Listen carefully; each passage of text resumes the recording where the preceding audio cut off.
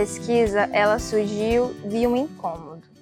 Quando nós vamos ver as narrativas históricas sobre o passado do Seridó, principalmente nas produções feitas no século XX, a gente encontra narrativas em que homens têm esse papel principal, homens brancos, portugueses ou descendentes de portugueses, que se encarnam na figura dos fazendeiros, dos patriarcas, das tradicionais famílias do Seridó. São narrativas em que a presença feminina é basicamente irrisória. Então, desde a graduação, eu tento investigar mais sobre a participação da mulher nesses processos históricos do Seridó. Na graduação, eu encontrei mulheres que tinham esse privilégio social, digamos assim. Mulheres que ou eram de famílias que tinham prestígio, ou mulheres que tinham alguma propriedade, como terras, tinham fazendas. E essas mulheres, em sua maioria, eram brancas, chamadas de donas. Então, no mestrado, eu quis investigar esse feminino, esse universo feminino que estava ainda mais ermo, ainda mais distante. E foi quando eu comecei a investigar a trajetória de mulheres não brancas na documentação do século XIX e XVIII. E essas mulheres me exigem uma abordagem interseccional, porque, vejam, eram mulheres dentro de uma sociedade marcada pelo patriarcado, dentro de uma sociedade marcada pelas hierarquias da escravidão, haja visto que essas mulheres ou eram livres, mas também eram escravizadas ou libertas. Então eram mulheres que a todo momento precisavam mobilizar estratégias para a sua sobrevivência e melhoria de condições de vida, seja pelo trabalho, pela formação de arranjos familiares, ou estabelecer alianças com outras pessoas e também pela luta por sua liberdade.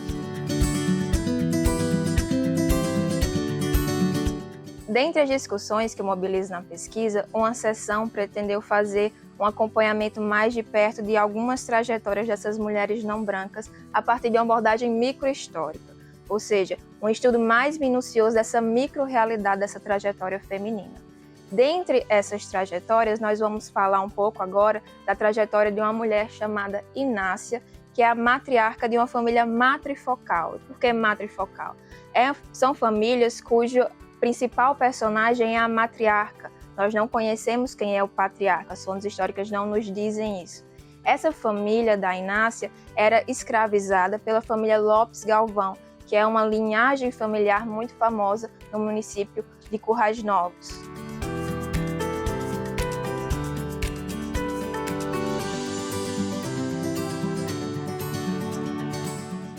A primeira vez que encontramos Inácia e sua família da documentação histórica é no inventário post-mortem lavrado em 1793 de Adriana de Holanda e Vasconcelos, também conhecida como Dona Adriana.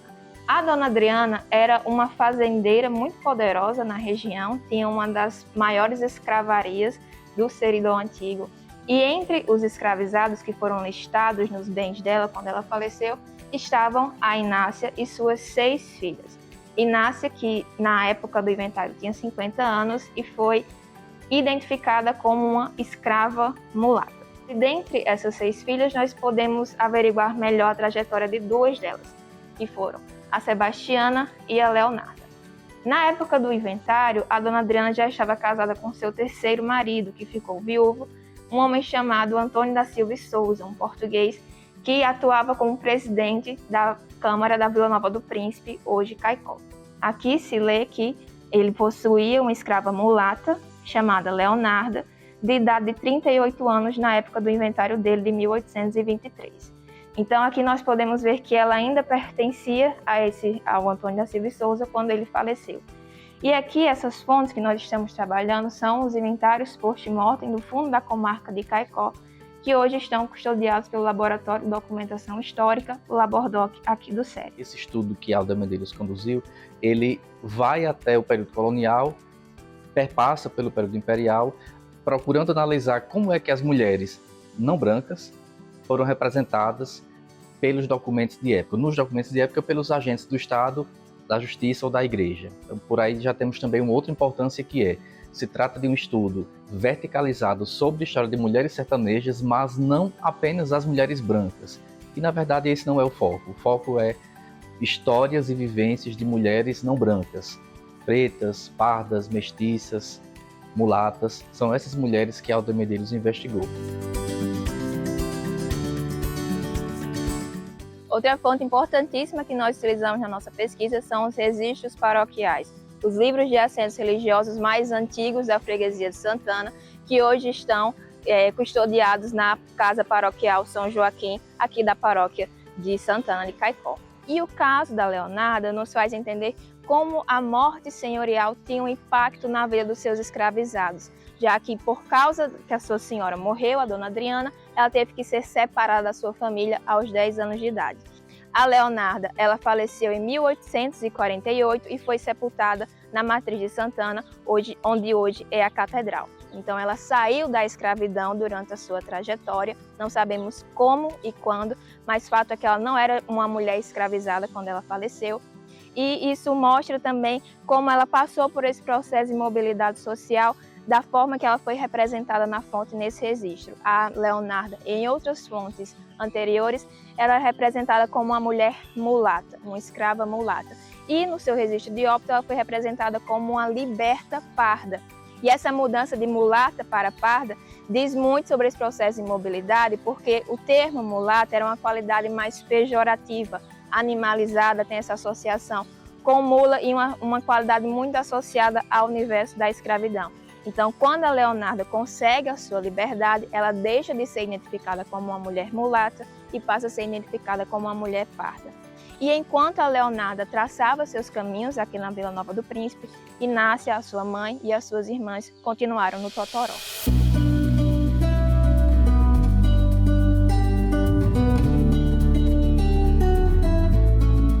Uma das filhas da Inácia, Sebastiana, aqui no Totoró, ela foi passada na partilha dos herdeiros da dona Adriana para o Cipriano Lopes Galvão II, conhecido também como Capitão Mor Galvão. A partir dessa descendência da Sebastiana, nós conseguimos perceber alguns laços de solidariedade com o Cipriano Lopes Galvão II. A Francisca, primogênita da Sebastiana, ela foi alforriada na pia batismal pelo Capitão Mor Galvão, que justificou essa alforria como uma esmola pelos bons serviços prestados a Sebastiana.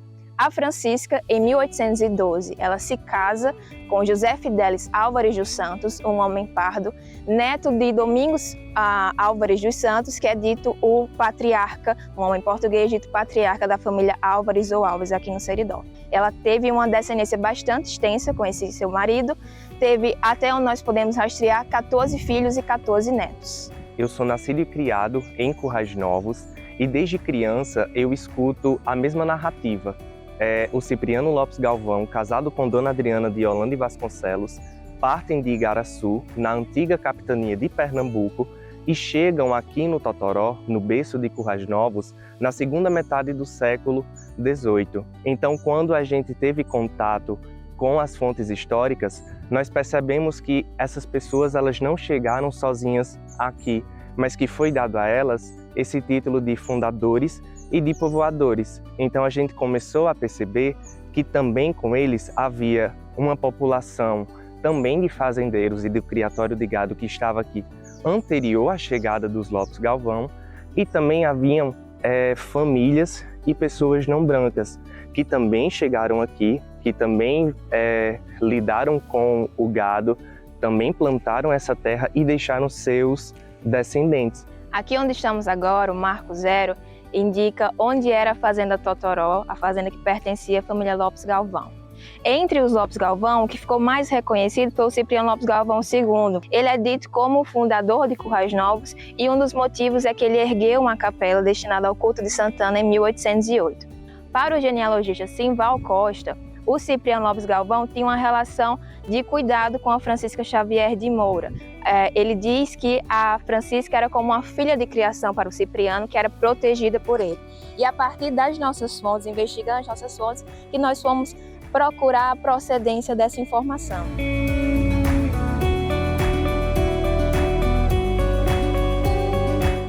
Parte das nossas fontes judiciais dizem respeito a testamentos e inventários post-mortem que fazem parte do arquivo da Vara Civil da Comarca de Currais Novos, que hoje estão localizados aqui no Fórum do município. Dentre essas fontes, nós temos o testamento do Cipriano Lopes Galvão II, Capitão Mor Galvão, que foi um dos poucos fazendeiros do Seridó que conseguiu deixar um testamento que perdurou até os dias de hoje. Na leitura dessa documentação, nós conseguimos perceber como ele de fato interviu em prol da família da Sebastiana e da Francisca. nós vimos que ele já tinha alforriado a Francisca durante o seu batismo, e no testamento a gente consegue perceber que ele também alforriou a Sebastiana. Ele reduziu pela metade a alforria de um dos filhos de Sebastiana, o João, e o mais interessante, ele deixou uma doação de terras para Francisca Xavier Moura. E mais interessante ainda, quando a gente vai analisar nas minúcias desse documento, é como ele se refere a Francisca. Ele chama ela de mulatinha Francisca. E esse termo mulatinha no diminutivo, as qualidades no geral no diminutivo eram utilizadas para identificar crianças nessa documentação. Esse termo, se a gente analisar, pode ser um resquício, um indicativo que ele de fato tinha uma afeição, tinha uma relação de amizade com essa família de forma geral, mas principalmente com a Francisca. E por isso que talvez ela tenha sido considerada por alguns estudiosos uma filha de criação de Cipriano Mor Galvão.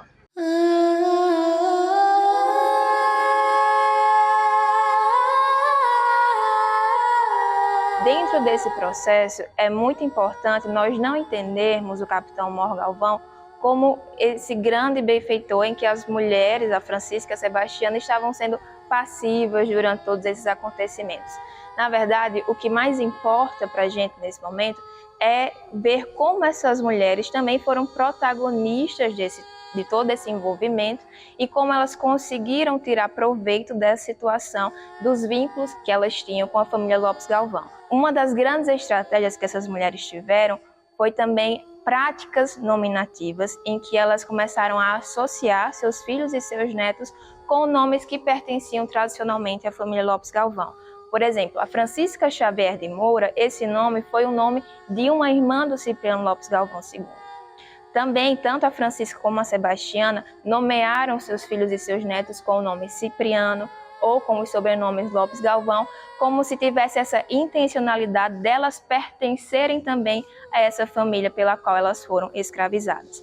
Isso mostra uma estratégia delas de mostrarem que elas estão ocupando agora um outro lugar dentro dessa hierarquia social. Que elas não são mais mulheres escravizadas, que elas são mulheres libertas que querem se vincular a esse prestígio que a família Lopes Galvão tinha. Então é muito estratégico também para essas mulheres não brancas, ex-escravizadas, se vincularem a esse prestígio, a esse poder que a família Lopes Galvão tinha no Totoró e no Seridó de forma geral.